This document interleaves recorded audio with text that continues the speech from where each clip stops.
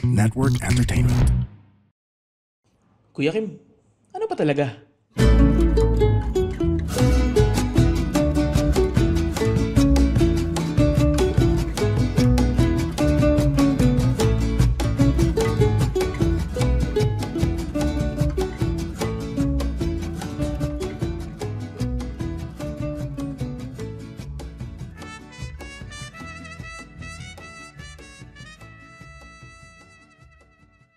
Magandang araw sa inyong lahat. Welcome to Ano Ba Talaga with Kuya Kim.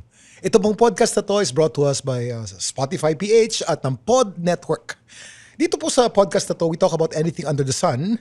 Pero dapat pagkatapos nyo makinig nito o manood dito, natuwa kayo, na-inspire kayo, at may take home kayo, may take away. Yan.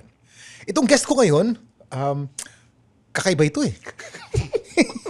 Kasi nakilala ko tong grupong to when I was experimenting and I was learning how to podcast kasi hindi naman ako podcast personality, TV host ako eh. I didn't know how to podcast, so I volunteered. Actually, I volunteered. Kinausap ko yung manager nila. Sabi ko, can I observe? Can I go to your podcast? I want to observe. Sabi niya, why don't you guest na rin? Yan. So hindi ko alam, yung papasukin ko matindi pala. Akala ko medyo green lang eh.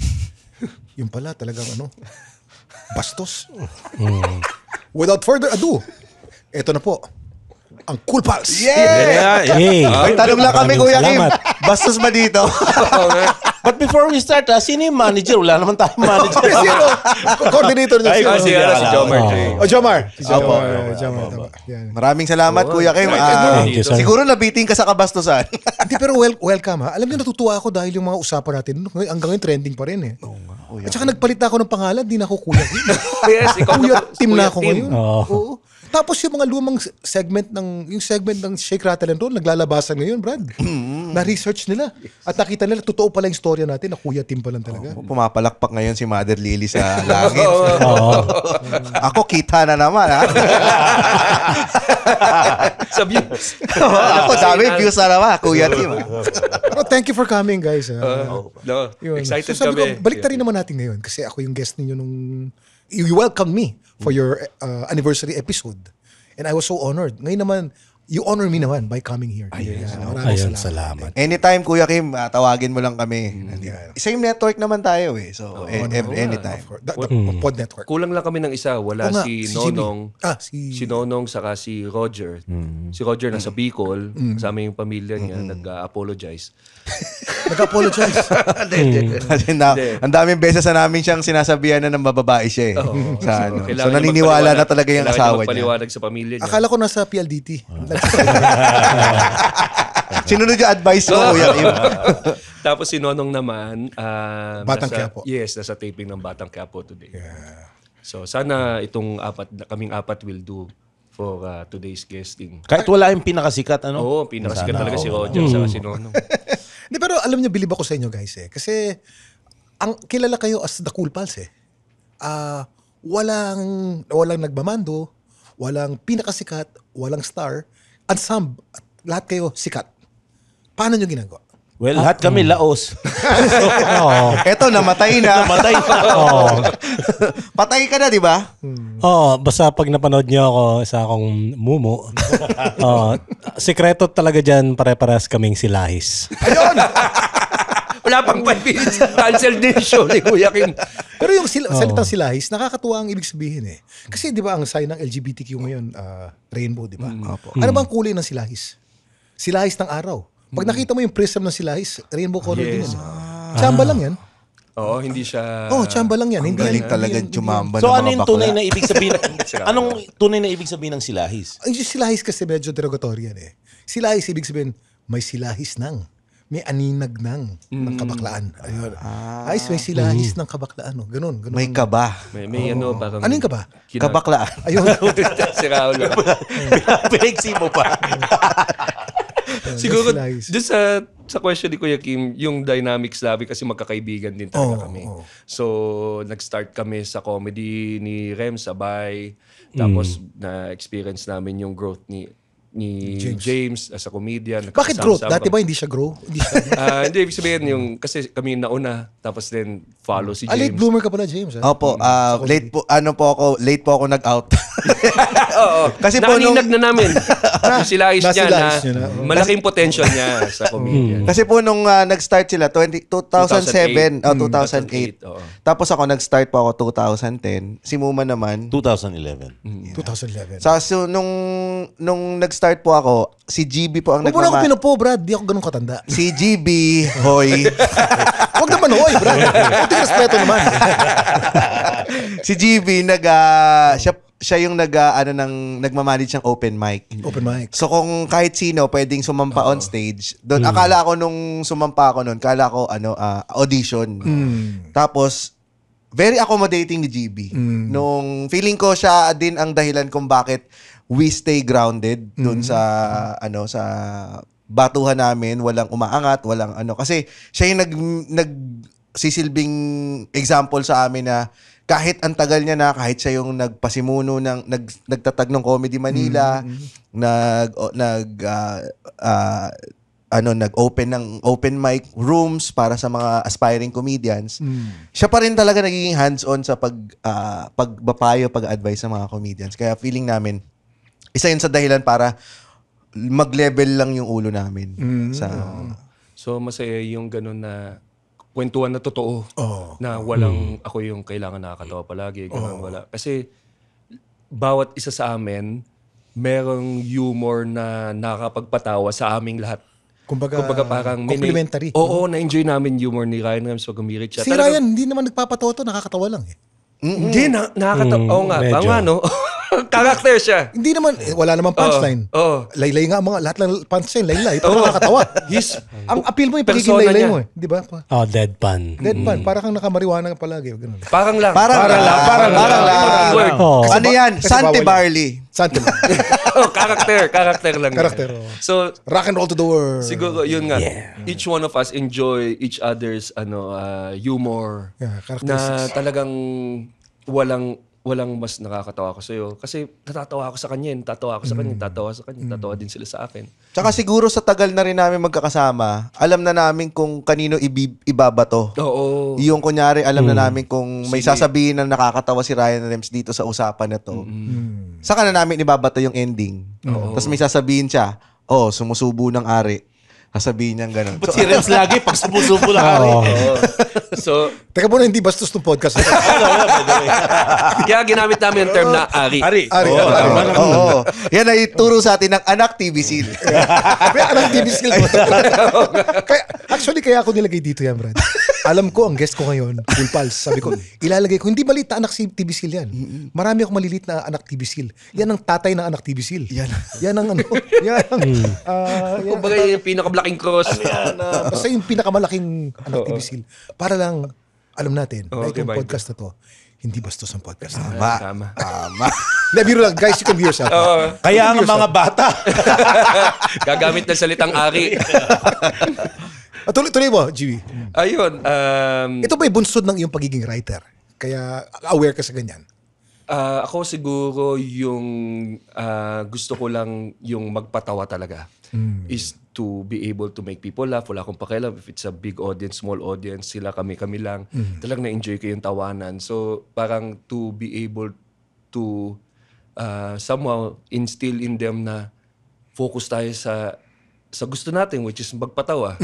And then eventually we will reap what we sow. Di ba? Parang And you're reaping it now. oo, so parang ang saya ng angat kasi everyone's happy for each other genuinely.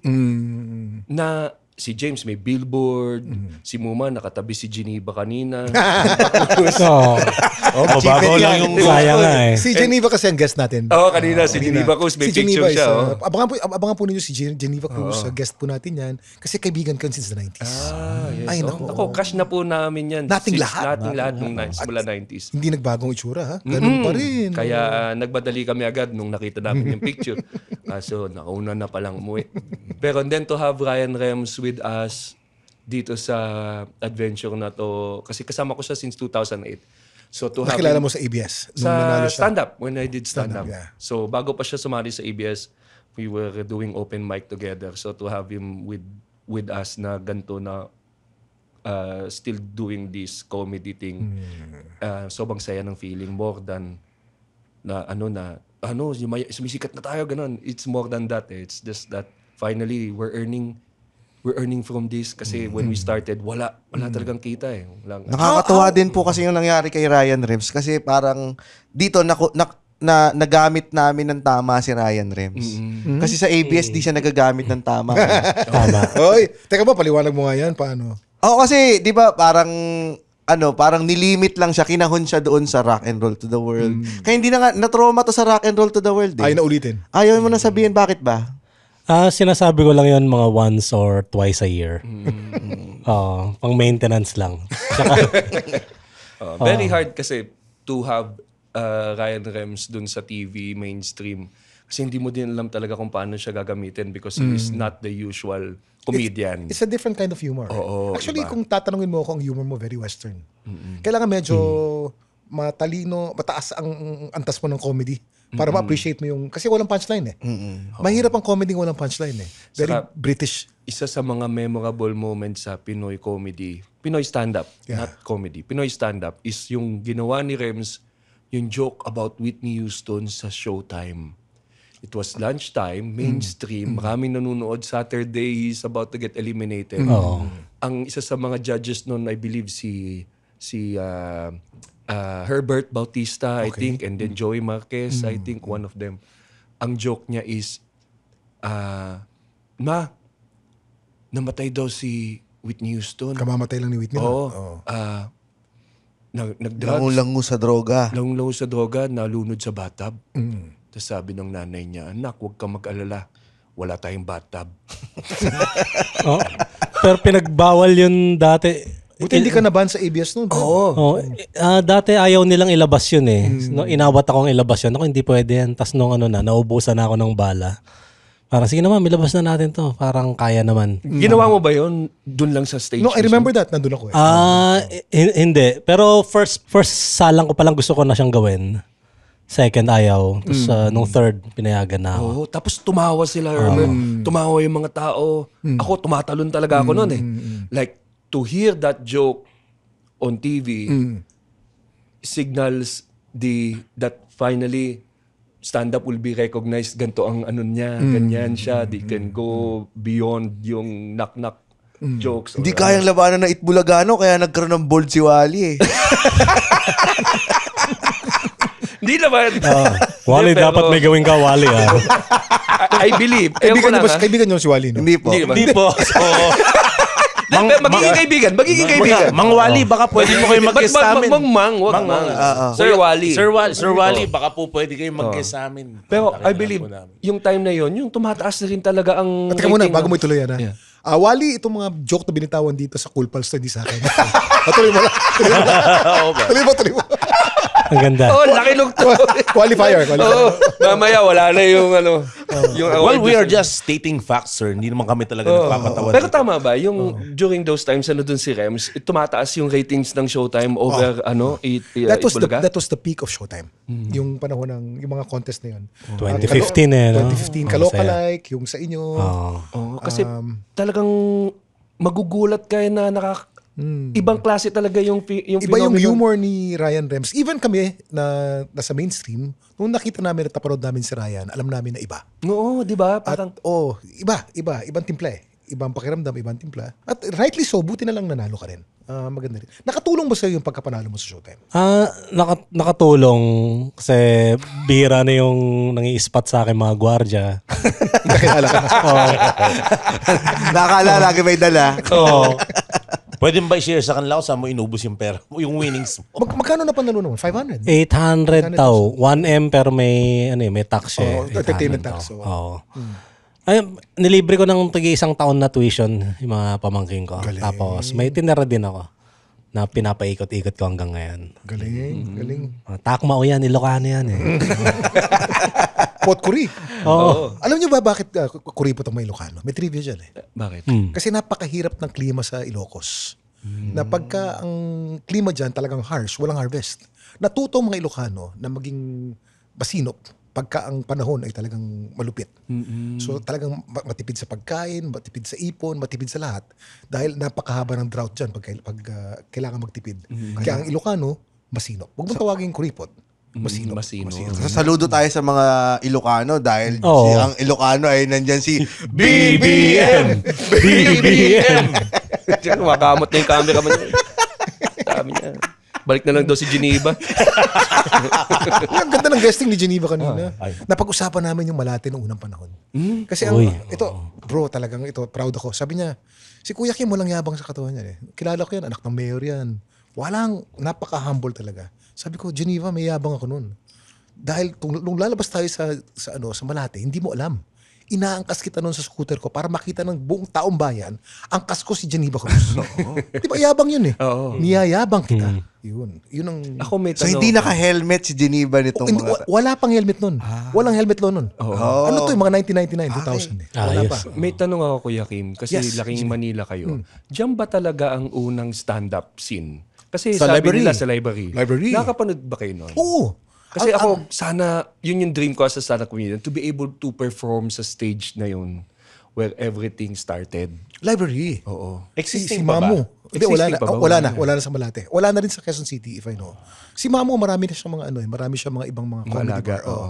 Pero ang library na, I remember, yan neutral zone yan. Kasi ang pag sinabi mong stand-up comedy bar, normally LGBTQ eh. Pero ang library open to everyone. Pati turista, pati bata, matanda, taga Makati, taga Maynila. Kasi nandiyan ang talent. So ang ganda. At maliit lang ang library eh. Siguro mga doble lang nitong, o triple nitong size nito, paba. At walang stage. Ang stage yan parang platform. Sino comedian yung napapanood nyo na? Naalala nyo ba? Hindi ko maalala, Chief. Oh, English, Tagalog, ganyan. English, everything, Tagalog, no? Saya. kahit foreigner pwede. Oo. Ang ganda. Laging may isang sexy star. Sorry. Naalala Meron ko ba doon. talaga? Nanood ka ba doon? Oo, madalas ako sa library dati. Ako nanood din ako dati. Pero ano na yung 22nd Street, parang ganyan. Si Chocolate pa yung napanood ko noon. Siya yung early 90s. Late 90s, parang ganyan college ako. I think si Chocolate sa library yata. Nag-start din. Yan, dyan nagsimula yung mga magaling na comedian talaga eh. Ang una ko napanood si Vice Ganda. Oh? Oo, saan? Punchline. Sa punchline na. May showtime na nun, wala pa. Wala pa. Talaga, ano pa siya, yung makeup pa niya, yung may maputi dito sa, Sa may mata. Sa may mata. So, kabayo jokes lang lahat nung ginagawa. Kasi yung sayo niya parang kabayo. No? Yung parang punchline niya. Hindi pa pantay yung mga yung makeup niya. Gano'n. Oo. Ano pa, parang, alam mong wala pang pera si Vice nun. Sa lahat ng mga local na comedian, sino ang pinakahinangaan ng Cool Pals? Si Vice. Si Vice. Lang kita si Vice. Si Vice. Siguro financially, no? Financially, yun ang galing goal niya mo. mag-manage. Hindi, pero si Vice naman, nakatrabaho ko rin ilang taon. 7 years ko rin nakatrabaho si Vice, araw-araw. Pwede niyang gawin nakakatawa ang isang bagay na hindi nakakatawa. Gagawa niya ng sunod-sunod na punchline yan. Ang bilis ng utak. Yan ang masasabi ko talaga kay Vice. Ang bilis ng utak. Minsan may tour kami sa Cebu. Tapos, ang haba ng biyahe, nasa traffic kami, Brad. Mga 2 hours ng traffic papunta sa venue eh. Napadaan kami sa burger machine. Bro, yung burger machine, 2 oras. Ginawa ng sunod-sunod na joke, puro tungkol sa burger machine. Tawa kami ng tawa na, hindi kami nakamariwana. Pero tawa kami ng tawa. Natawa si Ryan. Bawal kasi yun eh. So, buong 2 oras, tawa kami ng tawa tungkol sa burger machine. Ganun kabilis ang utak ng tao. Oo. Masaya yung ganun ng mga komedyante na kahit off stage is funny pa rin. Funny pa. Oo. Oo. Michael V po sa amin. Si Michael B. Genius. Alam mo, hindi ko makalimutan kay Michael B. yung mga mga karakter na inimbento niya. Yung mayabang, tapos yung manang. Ang galing mag-imbento ng karakter. Sila Bebang. Oo, ganun. di ba? Oo. Saka din niya na pupush niya yung limits ng TV comedy. Oo. Yan. Nag-Hitler Nandun siya sa malapit na. yan. Nag-Hitler. Oo. Tapos yung Baklang Hitler. Di ba? Oo, Yung utal. Tsaka, isa Oh, pa yun. yung S, yung S At saka saka T. yung Afghan, si Bin Laden. Si Bin Laden, ginagano niya yung, kumuha siya ng World Trade Centers, ginagano niya. Totoo ba yun? Totoo ba yun? Trending ngayon yun eh. Bubblegum ba yun? Bubblegum yun. Kala ko, inedit in lang na... Inedit in, pero pinakita lahat ng mga non-political jokes nung panahon na yun. Trending ngayon yan eh. Ibang Tama. klase ang bubblegum, naalala ko. I was able to write for them for a short, parang stint with them. Ang gag set na napatak sa amin, gahasa sa Talahiban. Anong year yan? Pwede pa yan? Dati? 2010 yata, 11. So, nag-uusap na kung paano i-execute o may talahib, ganyan. Tapos may akto na anin yung babae. Tapos may entrada. It was approved, no? Na ginawa. Nagpasa kami ng mga gags, all of that. Tapos, nilabas lang yung clips ng gags na yon nung time na gumawa ng joke si Vice Ganda kay Jessica. Nako, oo. Diba? Parang fat shaming daw. Oo. Jessica is a GMA. An icon. GMA. Tapos din si Vice is ABS representing. So may mga tao ngayon nagsabi na, bakit ito? Hindi nyo fina-flag. Tapos kinlip nila yung mga gags nga ng... Na non-politically correct. Oo. Yun yung naalala ko doon. Kasi nakita ko, yung gag na sinulat ko, yung nandoon sa video na kinlip. Yung parang, ang gag is, yung lalaki ganon. Hey, stop! What are you doing? Ganon. How come you're not stopping? Ganon siya. Hindi ako marunong mag-English eh. Parang ganon, yun yung punchline, parang ganon. Pero naalala ko lang, that was, yun yung mga memories ko ng pagsulat sa Bubble Gang is that talagang they'll find comedy sa kahit anong topic na everyone will agree on. Whether it will be sa talahiban, ganyan, o sa maghahasa sa talahiban, or basurero, ganon. So, yun yung magandang, para sa akin as a writer and as a comedian, is to be able to be given those type of situations and topics na mahanapan ko ng nakakatawa. Kasi pag makahanapan mo siya ng nakakatawa, tumawa yung audience, Magaling ka. nawawala yung pagiging offensive niya. So, mas nagiging nakakatawa lang siya. Tumawa ka na bago maisip na, tarantado to, malo. Actually, ganyan naman ang jokes nung unang panahon. Dapat, eh. Pag natawa ka lang. Oo. Huwag mo lagyan ng mas malalim na dahilan Meaning, oo. na ikasasama ng loob mo at ng buong mundo. Di ba? Kaya hindi ako naniniwala na makakancel ka dahil sa joke. Oh. Kasi ang Pilipinas, lalo-lalo na sa Pilipinas. James. Kasi dito, mabilis makakalimot ang mga Pilipino. At magpatawad. Kita naman. Oo, marami nang napatawad ngayon, pati nga mga politiko. Pero yung pag nag-joke ka, tapos na-offend sila, hindi naman siya ganun ka... Siguro sa mga kabataan lang siya magre-resonate na nakaka-offend, pero majority pa rin ng mga Pilipino gusto pa rin nilang tumawa, lalo-lalo ng mga nasa probinsya. Hindi pa rin uso yung pagiging woke sa probinsya eh. Lalo-lalo, marami pa rin sa probinsya yung may mga napapangasawang underage. So hindi Saan sa probinsya? Ganda. Mas maganda ang ano to. Napunta rin na. Wala naman ganun sa probinsya. Siguro ba lang, sa probinsya namin, walang ganyan ha. Naparami lang siguro ako ng share. Pero yung subdivision nyo lang ibig sabihin, parang urban areas lang nag-e-exist yung woke culture. At yung western kasi yan eh. Western culture Exposed yan kasi. Western concept. Kaya yung pagdating sa joke, hindi siya masyadong makakancel. Makakancel ka dito sa Pilipinas, malamang siguro, kapag meron kang ginawang kunyari, nakasuhan kang rape, nakasuhan kang sexual harassment. Siguro ganun. Kaya hindi kami... Maraming nakasuhan ng rape at sexual harassment, napatawad na rin yun. Yan, isa pa nga yun. Elected pa. Nahalal pa. Kaya sa Cool Pals, kami, Kuya Kim, hindi kami natatakot mag-joke ng kahit ano. Kasi, at the end of the day, makakalimutan nyo rin yan. Hindi naman siya ikakakos ng downfall namin kapag nag-joke Saka, kami. wala naman sa intention ang To offend. Yes. So, Ano ang talagang pinakamatinding joke na nabitawan nyo sa Cool Pals na kinabahan kayo ng konti?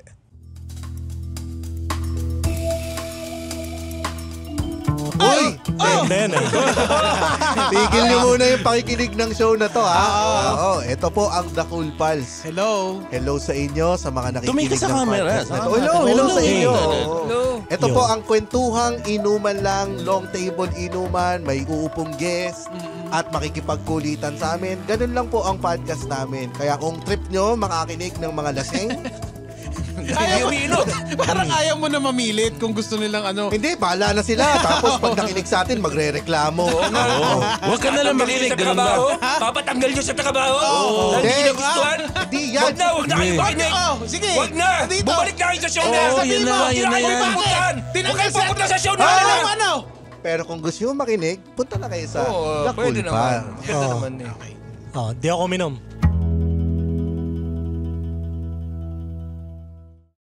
About sa pinapakat namin eh. Pag tungkol na sa religion. Ay, oo. Delikado. Alala niyo yung stand-up comic na nawala. Yes, oo. Namatay. Yun, para dun sa particular group na yun, umiiwas na kami as much as possible. Para lang...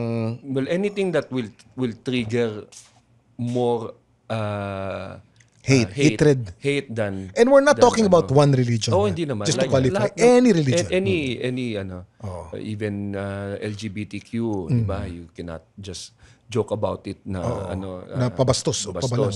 So, pag stand-up ang maganda naman sa amin, we're stand-up comedians. So, whatever we feel na nakakatawa, we just bring it to a different stage where we much controlled ang audience kasi sa live. So, we can do the jokes na pwede kami mag-religious bits on stage.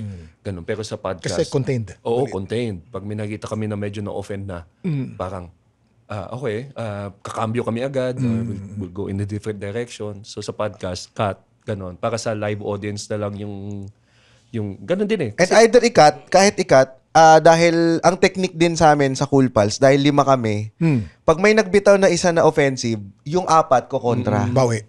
Ko-call out na kagad. Oh, yeah. Huwag mo sabihin yan. Pero okay lang sa amin na ginawa nun. Para marinig lang din ng audience na... Na hindi namin pinlano tong lahat. Pero madalas talaga, sinisuway namin talaga si James. James, gago ka, ba't mo sinabi yan? Si James lang. Oo, madalas naman si James. si Ryan Rems kaya? Si Rems din, Si Rems naman, mati kasi cut na talaga. Sino nakaisip ng pangalang Cool Pals? Yan. Sa GB. Matagal na kasi ang name na yan. It was supposed to be a gag show. Kasi ang plano ng Sa TV, ABS... Sa TV, ABS-CBN wanted us to pitch for a midnight show, Mondays to Fridays. Tapos may isang gag show on a Wednesday. So yun yung nakatoka sa akin. So naisip ako ng pangalan na... Na edgy. Na edgy, midnight, na something na parang group na nakakatawa pero parang mischievous, gano'n, na bastusin. So, naisip ko Cool Pals. So, the Cool Pals. So, for the longest time, 2010 yan pinitch I believe. 2010, sa bahay pa ni Miss Linggit, sa kondo niya. Tagal kami ng Linggitan, sapatos. nakakamiss. Pumasok kami ng kondo niya, kailangan magtanggal ng sapatos. So, nag-pitch kami na nakamedyas lang. Yan, ganyan. Tapos sa bahay niya, ganyan. So, unfortunately, hindi natuloy yung project. So, for the longest time, I have this name for a show na pag naglalakad kami mga comedian, sabi nga sa akin ni Red Olero, yan na naman yung putang ng Cool Pals mo na inaano eh. Hindi mo naman nagagawa. Kasi talaga yung sinabi niya. Kasi for the longest time, pag may mga yan, Cool Pals. Kaya gusto ko gawin yung gag show na Cool Pals. Ang spelling pa nun, COOLPALS. Okay. And then, after how many years? 9 years of just being an idea, nag-fit in siya dito sa plan namin to veer away from Comedy Manila. It used to be Comedy Manila podcast. Kasi ang purpose talaga to promote stand-up. Bastos nga kami. It doesn't represent the whole group. Oo naman. Or the whole production. We don't want to ruin any sponsors na pwedeng pumunta dito sa Comedy Manila na ayaw nila ng bastos. So it was the best, parang best decision na parang, move away, veer away, gawa tayong bago, tapos sakto, the name. Kasi magkakaibigan kami. Sabi ko yun ang gamitin natin because what will happen is, Cool Pals tayo, our listeners will call also the Cool Pals. Ang show natin walang hierarchy, walang It was all planned na lahat part of the show. So then, yun. Ito na tayo after 6 years. Ang saya ng community. Nagsimula lang kami sa kwarto ni GB. Nag-FB Live. Tas Anong year to nagsimula? 2019. Before the pandemic. Parang gusto lang talaga namin mag-promote ng mga stand-up shows. Pero kahit hindi lang ba siya i-promote, basta kwentuhan na lang inuman, may alak. Si James lumapit. Sabi niya, tayo na lang yung tatlo yung walang nangyayari sa career. Kasi si Alex. Si Alex, angat na eh. Sino yung tatlo?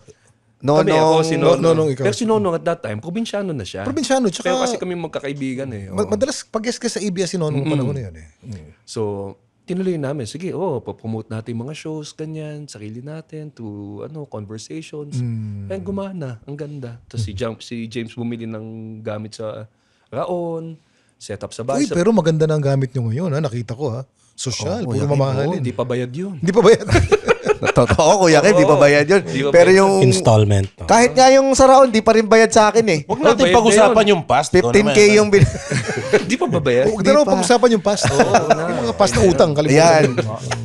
Tapos nung parang minake sure lang namin na wala tayong lalaktawang linggo. Every Tuesday, kailangan magkita-kita tayo kahit gaano kahirap, kahit Tapos, muulan. live podcast. Oo, Live every podcast. Tuesday yan. Kaya naman sumikat din kayo kasi meron ding algorithm eh.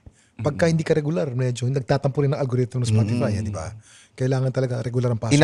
Inaral ko din yan kasi noon, Kuya Kim, nung nag-i-start ano ba yung engagement? Ano ba yung social algorithm? Best time to post. or best time to go go live. live. Live kami. So, ang pinaka-importante pag magpa-podcast ka is consistency. Consistency. So, kailangan, kasi mag-aabang yan eh. Mag-aabang yung audience mo. Pag nakita nila na, every Tuesday ka nag-upload. Every Tuesday na yan Maging mag-aabang. Kapag hindi ka nag-upload ng Tuesday, magagalit yung mga yan. May tampo. May tampo. Sabihin nila, ano nangyari? Bakit hindi kayo nakapag-upload? Asa na? Kating-kati na kami. So, talagang sabi ko sa kanila, make sure natin, wala tayong lalampasang linggo. Wala pa kaming mintis. Simula for 6 years. Simula 2018. We found a schedule that fits everyone's schedule. Si Nonong kasi, ang free time lang niya, Tuesday, dahil may taping siya ng probinsyano. Si James naman, pwede naman siya kasi siya yung pinaka-flexi din naman sa lahat. Pero may day job siya. Anong day job mo? IT. Nung time na yun. Ngayon, Kaya pala magaling ka sa algorithm. No? Kaya ginagawa ko rin yung editing. Ako rin nag-edit nung podcast dati. Nung video. Sa office namin. tapos sa bahay naman namin yung podcast recording kasi wala kaming yaya. So I have to be doon sa bahay to help around the house. So, sa Yung bahay yaya namin- nila, Kuya Kim, may tangring. Baka may trivia ka sa tangring. May tangring? Bakit ba? Ano ba yung... Para saan yung nagsimula? tangring? Oo. Tribal ba yan? Ganito yan. Nila, Pero totoo nagkatangring. kung lalagyan mo ng mali siya, ang tangring, ang ating dila ay isang kasangkapan upang kumiliti ng mga erogenous zones. Kung lalagyan mo ng mali siya, merong mali siya. Ngunit ang totoong dahilan ng tangring, ang mga Sudanese at ang mga tribo sa Africa, ay maraming mga piercing yan. Meron sa dila, meron sa ilong, at meron sa tenga. Yan ay tradisyon nila bilang pagkilala sa kanilang kultura at relihiyon. African pala yung ano nyo. Yaya. Okay. Short time. Pero for the longest time, walang yaya. Kaya sa bahay namin ginawa. Yung Ginulo nyo. Yung tangring? Ang usapan yung layaya. Oh, Pero kasi tuloy talaga, mo. we try to get mga yaya, pero yung nga, iba, hindi talaga hindi pumapasa sa amin dahil may tangring, handa ng panis na kanin. So, Maganda ba yung may tangring? Maganda siya. Yung may tangring. Ay, hindi ba? Hindi rin. Oo, hindi din. Pero kung tayo-tayo lang. Hindi din. Hindi rin. Hindi din. Kahit nakatatlong bote ako, okay na. Hindi. Hindi din. Hindi rin. O, teka muna, baka mapunta tayo sa iba na naman. Hindi bastos sa podcast na to. Oo nga pala. TVC Anak TVC. Anak TVC. Hindi pa nabastos dito? Nakakalimutan nyo eh. Oo, kaya pala, hindi ako pinapawisan dito. Kuya Kim, alam mo na, Oh, James. nakinabahan kami nung sinabi mong bastos pala dito. Kala, nagbago itsura mo, kala na mag-walkout ka eh. Hindi, Ano hindi. bang tumatakbo sa utak mo? Brad, hindi ako mag-walkout. Never naman ako mag-walkout sa inyo dahil hindi ko lang akalain talaga na bastos talaga ang podcast nyo. Ang alam ko medyo green. Kasi hindi naman ako, again, beginner ako sa podcasting eh. Hindi ko alam na ang podcast pala ay pwedeng anything eh. Pwedeng non-political jokes. Pwedeng super vulgar jokes. Okay lang, lusot lahat eh. So akala ko medyo green. Pag pumunta ako sa inyo para mag-observe because I was going to start this podcast eh. Sabi ko, baka panood nga ng mga top rating na podcast to see how you do it. Nakita ko una yung technical nyo. Nakita ko, ang galing nito. Meron kayong sariling studio. Sabi ko, itong aspiration. Binigay po, para sa mga hindi may alam, ang Cool Pals ay may sariling studio doon sa Cellar Bar ng Sheraton. At, Century Park. Century Park. Binigay po sa kanila yung buong bar at pinangalan ng Cool Pals Bar. Yun ang sign ng success eh. At meron silang live audience. Habang nagtitaping kami dun sa maliit na kwarto, dun sa pinaka-inuman area, may mga live audience, bumibili ng alak at nag-iinuman, pinapanood yung live screen natin. Nakagawa kayo ng sarili yung ecosystem na pagkakakitaan ng marami. yes. And then, sabi ko, okay, kasi waiting ako noon eh. Meron kayong iba pang guest noon eh, mga isang oras. Finally, sabi ko, upo na ako. Content, papanoorin ko naman yung content nyo. Eto na. Simula yung ano muna, mga joke. puro mga political incorrect. Sabi ko, matindi to. So, pwede pala to. Kaya ako nasabi na bastos pala dito. Kasi may nag-joke to na medyo bastos talaga. Sabi ko, bastos pala rito. Si Muman, oh. Yung parang ano ba ang lasa ng Cool Pals? Parang gano'n. Oh, So ano nga ba? Pwede bang sagutin na natin ngayon? Alam mo yung sagot. Hindi, sabi niya, bakit alam mo yung lasa? Alam mo yung lasa. Alam mo yung lasa. Kasi abot. Kasi yun. abot uno. Panis na ice cream, yun lang. Ayun. So full circle na. So nagulat ako na bastos. Pero hindi ako mag-walkout. Pero ang masasabi ko, the reason why Cool Pals works, nag-e-enjoy kayo eh. At nag-e-enjoy ang guest nyo. I was enjoying myself eh. Although I was holding myself from cooperating kasi baka makancel ako. So, medyo, hindi sila sanay na Kuya Kim gumaganon eh. So, nakarenda ako pero nag-e-enjoy ako. Tumatawa ako. Actually, even now, pag pinapanood ko yung episode na, tinatatawa pa ako eh. Nakakatawa eh. Ang ganda nung usapan natin. Yun din kasi yung namin, parang unexpected formula kapag may guest na uupo. Kasi ang format namin is long table inuman. So kahit sinong umupo, eto kami, magbabarkada, upo ka dito, sama ka sa kwentuhan. Ang unintended formula namin, nagiging mas bastos, binabastusan talaga namin. Si James lang yan. Para kung may masabi man yung guest na bastos din, parang cushion kami. Parang, mas bastos naman tong mga to kaysa dun sa sinabi niya, mas malala kami. So, safe yung guest. So, mas magiging komportable ka na maging ikaw habang nakikipagkwentuhan dun sa table ng Cool Pals. Gusto ko sabihin yung sinabi kong bastos. Hindi naman bastos yung nakaka-offend na bastos eh. Ang ibig ko sabihin bastos, very male humor. Very male 1970s humor. Na madalas na hindi naririnig. Well, sir, very silahis humor kasi may silahis tayo kasama dito. Nagpanik si GB nun eh. Nung sinabi ni Kuya Kim na bastos pala dito, nagpanik si GB, naghanap ng topic. Kuya Kim, na-stroke ka, di ba? Akala nyo talaga mag-walkout ako? Hindi. Farthest from it. Hindi, para half lang nun. Pero artista to si Kuya Kim eh. Oo naman. Yung deadpan niya na expression. Feeling ko sinasakyan lang niya yung kinarakter lang na to na na-offend siya kunyari. Hindi ako na-offend. Mas marami ako narinig na kabastusan sa buong buhay ko, Brad. Pwede ba namin marinig yung iba? Ganito yan. Again, itong Itago podcast natin na ang TV. Pwede ba natin itabi muna yun? Hindi bastos ang podcast. Mamaya ako kwento ko sa inyo. Pero yun ang masaya sa podcasting is that we were able to bring out the humor ng usapan ng mga komedyante sa green room, which is something that usually shared by comedians only. Among ourselves. Among yourselves. Tapos, with a little bit of alcohol. Yes. Medyo usapan lasing yun eh. Kasi may mga nagko-comment sa amin dati nung masyadong maraming censorship. Kasi tinry din namin na i-censor yung sarili namin eh. Parang may mga nagko-comment sa amin, nag-podcast pa kayo. Para doon na kayo sa platform na walang censorship, sinensor nyo pa yung sarili ninyo. Kaya nga kami nagte-turn dito sa ganitong klaseng platform kasi alternative ito nung mainstream eh. So, dito natin makikita yung mga hindi natin nakikita sa mainstream. Kahit umupo yung isang Kuya Kim dito, makikita natin yung other side of Kuya Kim.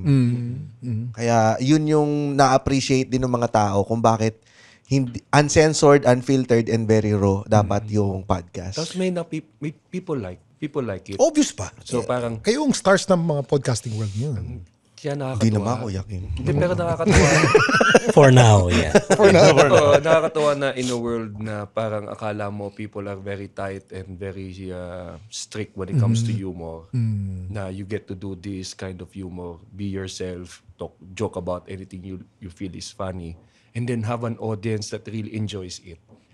Nakakataba ng puso bilang isang komedyante. Kasi akala mo, hirap na magsulat ng jokes eh. Extinct na. Oo, akala mo, wala nang ano pang susulat ko ng joke kung lahat mo offend? Parang ganun. So, yan yung mga struggles namin ngayon eh. Pero yung dumating yung podcast, parang Kumbaga, nakakahinga kami. Niliberate ninyo ang taong bayan sa wokeness ng humor. Humor has become so woke, di na tuloy nakakatawa eh. Balik natin sa dati. As long as talaga ang goal mo na talaga magpatawa. Natuwa kami dun sa post ni Sir Paul Medina Jr. Si Pugad Baboy. Oo, na-appreciate niya yung... Kasi natakot din siya Mag-guest. Hindi niya alam kung ano. Then sabi niya, parang ganito lang kami mga kaibigan ko pag nag-uusap, no holds barred. Patawa kung ano man dalhin yung joke, walang masama. Kasi nagtatawanan ganyan. So talagang doon personally ako natutuwa ka sa ganun na makita na someone like Sir Paul Medina will enjoy those conversations and jokes. Ang lalim ng cartoons ni Paul Medina. Nakakatawa yan, pero ang social statement yan, malalim yan. Kaya may bigat sa amin yung sinabi appreciation niya ng usapan saka yung tawanan. Gaano ka-successful ang Cool Pals? Financially? Ay, hindi. Wala pa. Wala. Palabas. Takot sa BR. Hindi Kuya Kim, ito. Promise, ito yung nagugustuhan din naman ng listener namin. Basta very transparent kami sa kung ano yung nararating namin. Yung studio, hindi pa bayad yun. Binabayaran pa namin yun through ticket sales. Ang mahirap naman sa podcast is the trust of sponsors and big companies to support kasi traditional media pa rin sila eh. So even though maraming nakikinig sa amin, parang hesitant ang mga products to advertise. Yeah. So there's no money really. We're very happy with Spotify when we were starting. We have good numbers, by the way. Oh, so, very podcast-wise. You're always in top 10. Pero yung advertisers, parang hindi nila alam kung anong gagawin doon sa traditional numbers. Pa rin Traditional pa rin. So, ang maganda sa amin, we are actually making a living still through stand-up. And it's enhanced by your Cool Pals. Yes. So, ang Cool Pals helps. It really did its purpose from the beginning, which is to promote stand-up. Kasi ang nangyari, people now who listen to us will be like, may show sila. Panoodin natin yung stand-up show. And then, that's where we really do earn our money, our pay. Kasi, ang flow ng money sa podcast namin, Kuya Kim, ay through Patreon. Ayun, I know that. No? Subscribers. Ito yung mga subscribers nyo. Mga listeners na willing to donate. Kasi dati may nagtanong sa akin, paano ba kami makakapag-donate dyan? Paano ba kami makakapag-support financially? So, naisip ko yung paraan, yung Patreon. And then, may tiering para may mga perks naman na ibabalik sa kanila kapag nagbigay sila ng pera sa amin. Then, inipon namin, una, pinaghati-hatian namin lagi, every month. Tapos, nung nakikita namin may mga tumutulong din na Cool Pals na naggumagawa ng graphics, ng memes. Puro volunteer nung una no? Ang dami nyo kayang meme. Kakasali ko lang sa Facebook page nyo. Ang daming meme. Talagang voluntary. Nilalagay lang dun eh. Ayun, Kuya Kim, yung sinimula namin yun ng may isang tao lang na gumagawa. Tapos, nung nakita namin, regular siyang gumagawa, sige, bayaran natin to. Pati yung every cover art ng episode, iba-iba yun, every episode. Magandang cover art nyo, ha? yes. Binayaran, may gumagawa din nun voluntarily. And then, sabi namin, kurot kami dun sa Patreon. Kasi galing din naman sa listeners yun. Kurot kami dun, bigay natin dun sa sweldohan natin monthly. So, Galing. Hanggang sa lahat ng staff namin dun sa studio, pinapasweldo na nung Patreon. everything, every pay fee na binibigay sa prod staff comes from the Patreon. So, ang ganda kasi yung listeners are the ones making sure that the show does well by paying the staff, the production, designers, everyone, the fees, and all of this. So, Sa honorarium sa guests. yan. Ay, nagulat ako, binayaran nyo ako, Brad eh. Galing sa Patreon yun, Kuya Kim. Ang galing nyo nga eh. Sabi ko, may bayad to? Binayaran nyo ako. Sabi ko, Ba't wala bang bayad to? wala. Ang galing. Uwi ko yung award na yan. Wala palang bayad dito? Ako yung helmet. Tayo Uwi ba'y ko yung nag-walk helmet. ang bastos pala dito? Uwi ko. Ibang klaseng bastusan pala dito. Walang bayad. May pizza naman pwede. Pwede na. Limang episode pa lang eh. Bumibuild up pa lang eh. Pang-anim na episode pa lang kayo. After a while, may bayad. Pero, meron kayong rito. Meron kayong regalo rito. Mga gift pack galing sa Santi Barley. Uy. Kaso, Uy, ayos. tatlo lang. Okay lang. Pabulong apat. Okay lang. Okay lang, Kuya. Akin na lang yung anak TV sila. Ako yung helmet. Yung helmet. Pero guys, kapos tayo sa oras ha. Hanggang 40 minutes. Ang bilis na. Nililimit ko hanggang 40 Di minutes. pa natin lang. napag-usapan si Vice. Part 2 na lang, part 2. So, kauna-unahang bleep. Feeling ko kauna-unahang bleep sa ano yan. Nang i-beep natin yun. Hindi, may text si MC, kakausapin ka raw. Ay! Explosive. Tama na yan. Saan pumunta yan? So guys, maraming salamat. Maraming salamat, Kuya Basta Kim. si Kuya Kim, again, I'm a beginner in podcasting and one of my core memories in podcasting is my guesting in Cool Pals. Salamat. Thank you, sir. Hanggang ngayon, natatawa pa ako dun sa guesting. Inulit-ulit ko yan, Chief. Yung guesting ko sa inyo. Binabasa ko yung mga comments. Natutuwa ako sa comments eh. They actually find it so funny. Eh, hindi naman tayo nagpapatanong. Kukwentuhan lang tayo nun eh. Natutuwa ako, na-inspire ako. So, Kuya Kim will always be here for you.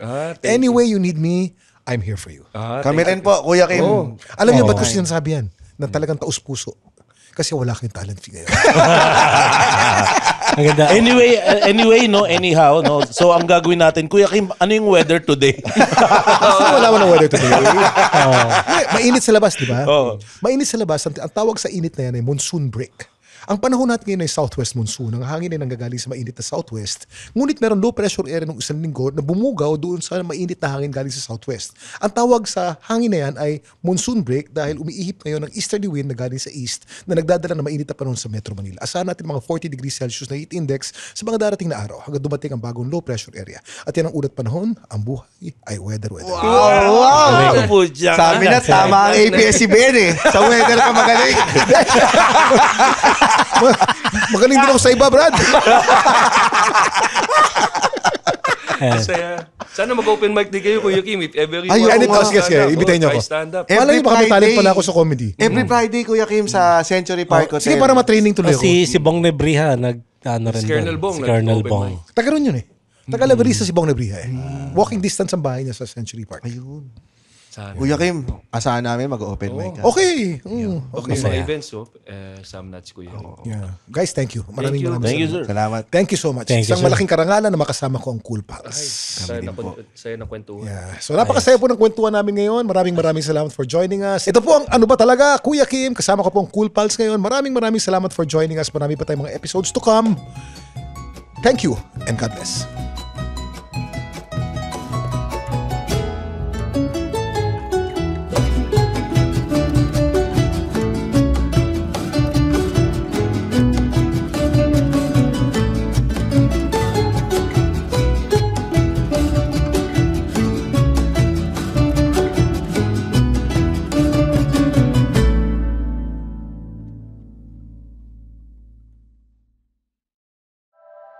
The opinions of podcast creators, hosts, and guests are not necessarily reflective of the official stance of the Pod Network Entertainment, its hosts, or other network programs. The content created by the people behind the podcast is personal and not meant to harm any religion, ethnicity, group, organization, company, or individual.